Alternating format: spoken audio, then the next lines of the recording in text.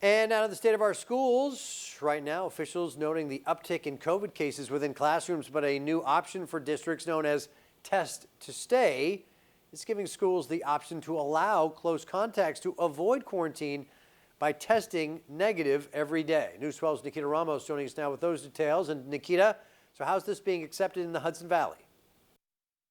Now, Westchester schools are talking about this, and some could possibly be implementing this as soon as next month. But other counties in our region are already saying the test to stay option is off the table. Keeping students in the classroom, it has and continues to be the goal for districts across the Hudson Valley.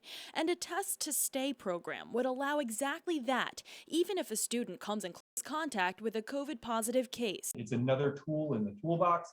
But we have to make sure that as a school district, and speaking for White Plains in particular, that I have the ability to meet the needs of every single learner in that program. And that's one of the biggest challenges. According to a memo released by the State Department of Health Friday, a set of stringent requirements need to be met by districts for exposed students to continue class in person. Not only would students need to prove a negative COVID test before each school day for 7 days after exposure, but districts must provide these tests. Also, exposed students returning to school must quarantine outside of school buildings. Right now, the State Department of Health does not recommend tests to stay, but local health departments can choose to allow this.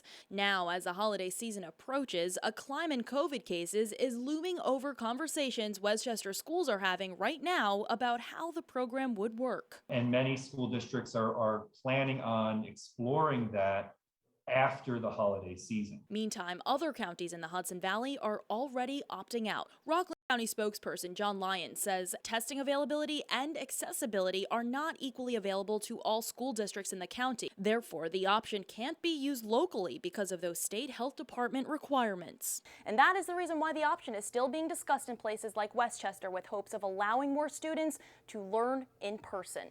In the newsroom, Nikita Ramos, News 12.